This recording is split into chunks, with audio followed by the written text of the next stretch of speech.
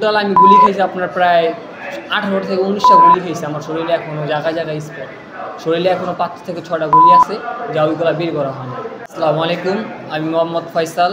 বৈষম্য বিরুদ্ধ ছাত্র আন্দোলনের সময় যে ঘটনাগুলো ঘটছে আপনারা সবাই জানেন যে ছাত্র আন্দোলনে আওয়ামী লীগ সরকার তাদের নেতৃত্বে পুলিশ বাহিনী, র্যাব, সেনাবাহিনী, পুলিশ সহকারে যেইভাবে গুলি করে, তো ওইসব দেখে আর নিজেকে কন্ট্রোল করতে পারি নাই। তারপর আমরা ছাত্র আন্দোলনের সাথে যোগ হই, আন্দোলন করি 3-4 দিন টানা।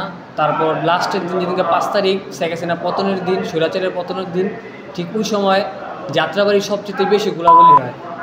ওই গোলাগুলির মধ্যে প্রায় অনেক মাদ্রাসার ছাত্র, স্কুলের, কলেজের শিক্ষার্থীরা আহত হয়, কেউ নিহত হয়, তো সাধারণ মানুষও নিহত আহত হয়।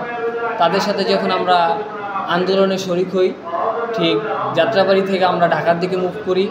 ওই সময় কাজলা থেকে যাত্রাবাড়ির দিকে যাওয়ার পথে পুলিশের সাথে আমাদের দফায় দফায় ধাওয়া পাল্টা দেওয়া, ইট পার্কেল ছোড়াছুড়ি, টিয়ার শেল, রাবার বুলেট, শটগানের মতন গুলি, এসব পুলিশ এবং র্যাব, সেনাবাহিনী তারা করে।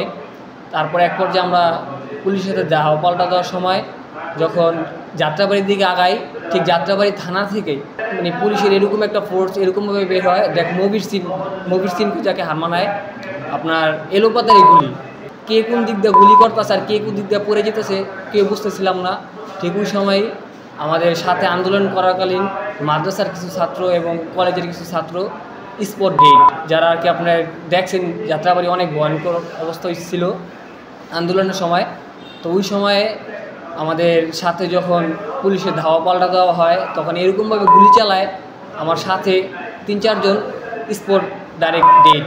আপনারা জানেন যে যাত্রাবাড়ি এরকমভাবে গুলি চালানো হয় যা ঢাকা সিটির ভিতরে কোনো জায়গায় গুলি করে না এরকমভাবে।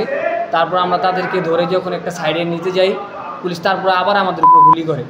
এক পর্যায়ে আমরা যখন তাদেরকে একটু সাইডে নেওয়ার পরে আমরা আবার তাদের উপরে ধাওয়া পাল্টা দেওয়া শুরু করি। ঠিক ওই সময়ে যাত্রাবাড়ি থানা থেকে বের হয়ে আমাদের উপরে আবার গুলি করে। ওই গুলি করার পরে আমি আমার সহকারে আমার সাথে আরও কিছু লোক ছিল, প্রায় আমরা ভালো গুলিবিদ্ধ হই।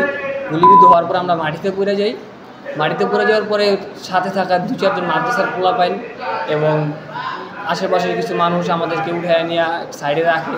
তারপর আমার ফ্যামিলির মানুষ জানার পরে আমাকে রাত্রে 12টার পরে, 5 তারিখে রাত্রে 12টার পরে আমাকে ঢাকা মেডিকেল নিয়ে যেতে নেয়। ঢাকা মেডিকেল যাওয়ার পরে এরকম একটা পরিস্থিতি দেখছি যে প্রত্যেক মিনিটে 4-5 জন করে মৃত লোক বের করতেছে, এমনকি গুলিবিদ্ধ অসংখ্য লোক ঢাকা মেডিকেল যায়। তো ওই জায়গায় আমাদেরকে তাৎক্ষণিক একটু ট্রিটমেন্ট দেওয়ার পরে বলে যে বাড়িতে চলে যেতে। তো বাড়িতে চলে যাওয়ার কথা বলে যখন, তখন ওই জায়গা থেকে আসার পরে আমাকে যখন বাড়িতে আনা হয়, তখন দেখে আমার অবস্থা ধীরে ধীরে আরও জটিল হচ্ছে।